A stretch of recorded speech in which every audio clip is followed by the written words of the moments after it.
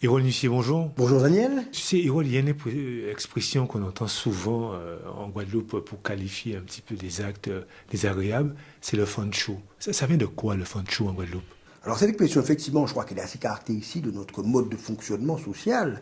Le fanchou, donc, signifie le fait de chercher à tout prix à détruire l'autre, à empêcher que la société n'avance. On peut dire en français, un pas en avant et deux ou trois pas en arrière.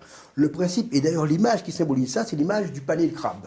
On a un panier de crabe ouvert, dès qu'un crabe essaie de s'échapper, les autres vont le faire descendre parce qu'il n'est absolument pas pensable que l'un de nous puisse réussir. Ça veut dire quoi? Ça veut dire que nous sommes dans une société où nous passons notre temps à nous surveiller.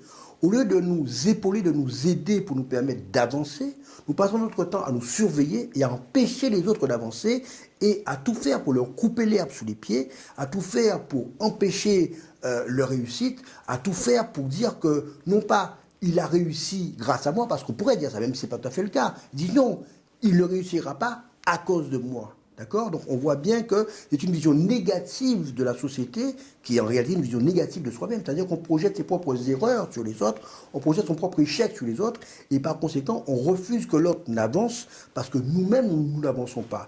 Et ce mode de fonctionnement est assez caractéristique de notre société.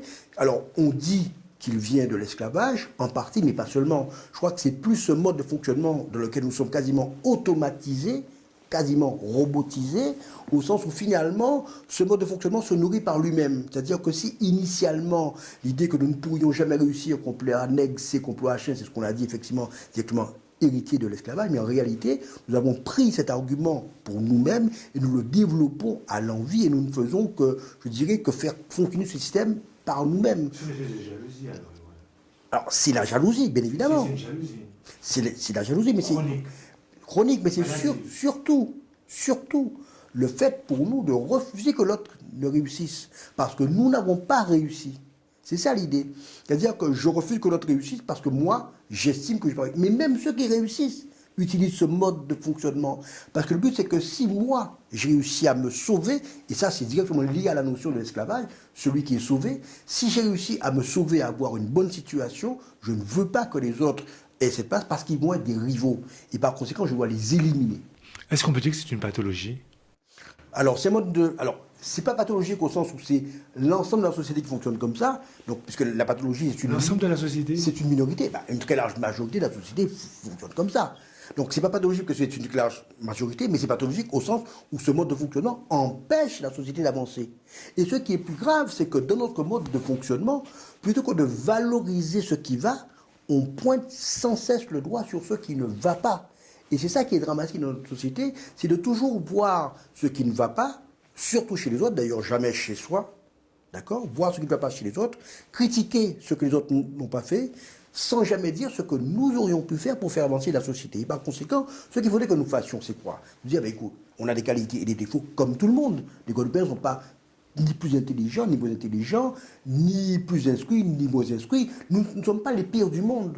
Mais dans notre représentation, nous sommes comme ça. Nous devons nous voir comme étant des êtres humains avant tout, avec une culture, avec un potentiel, avec un savoir, avec un savoir-faire, avec une expérience, avec une histoire, et nous enrichir de ça. Ce qui est assez sidérant, c'est de voir qu'en 2018, alors que nous sommes même dans une société métissée, nous fonctionnons comme une société finalement relativement ancienne, puriste, où on ne veut pas ceci, on ne veut pas cela, parce qu'on estime que les gens ne sont pas, je dirais, suffisamment à notre hauteur, ils ne sont pas suffisamment dignes, et par conséquent, nous passons notre temps à les critiquer, et à les dénigrer, et à les détruire. Et ce mode de fonctionnement, finalement, à terme, pour reprendre ton expression, est pathologique, puisqu'on finit par se détruire en continuant à fonctionner comme ça. Que faudrait-il faire pour justement sortir dans cet état d'esprit du fanchou? La première chose, c'est d'abord de valoriser ce que nous savons faire. La plus petite chose que nous savons faire, valorisons-la. Nous sommes par exemple, en Guadeloupe, un peuple transformateur. Tout ce qu'on nous envoie ici, nous le transformons pour qu'il nous ressemble à notre sauce créole, notre sauce guadeloupéenne. Eh bien, valorisons ça. Nous sommes un peuple transformateur. Mettons en avant ce que nous sommes capables de faire. Deuxième élément, dans notre éducation, éduquons nos enfants, valorisons ce qu'ils savent faire. Tu as su faire ça, c'est bien. On lui dit, ah, mais tu as encore eu une mauvaise note, tu as encore mal travaillé. Valorisons ce que les enfants savent faire.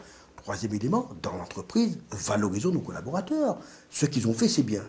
Ce qui fait qu'ils se rendront compte que ce que vous valorisez, c'est ce qui est bien. Sous-entendu que ce que vous n'avez pas valorisé, c'est ce qui n'est pas bien. Faisons plutôt, je dirais, sous-entendre ce qui n'est pas bien que de le pointer sans cesse du doigt. Mais en valorisant ce qui va bien, ça nous permettra d'avancer et d'être fiers de ce que nous sommes et de continuer à progresser. Ce qui fait que le saut de crabe, il sera plus ouvert mais fermé, parce que dès qu'un crabe va essayer de partir, il va entraîner les autres dans sa suite pour avancer. Et c'est ça qu'il faut. Nous arrivons à ce saut de crabe qui soit fermé, parce que justement, dès qu'il y en a un qui a une idée, les autres viennent l'aider et tout le monde avance. Et je crois que l'idée du pige, c'est un peu ça. C'est qu'une idée, je dirais, soit reprise, soit relayée, soit enrichie par les autres, et que tout le monde essaye de faire en sorte que l'on avance. Alors évidemment, on n'est pas encore arrivé suffisamment au stade de la mise en œuvre, mais il y a déjà cette capacité à échanger et à valoriser ce que font les autres. Et je pense que c'est extrêmement important, parce que sur le pige, cette capacité de valoriser ce que disent les autres, au lieu de les dénigrer, cette capacité de reprendre ce qu'ils disent, de le rapporter et de ne donner que d'informations qui soient de qualité. Et je crois que ça aussi, cette notion d'excellence, qui est le pige. Donc, quelque part, on peut dire que le mouvement du pige valorise et permet justement d'avancer, de sortir de cette stratégie du Fanshu. Donc, l'initiative est bonne, et le mode de fonctionnement du pige, relayé par les membres du pige, me semble être une initiative extrêmement importante. Urol Nussier, merci. Merci, Daniel.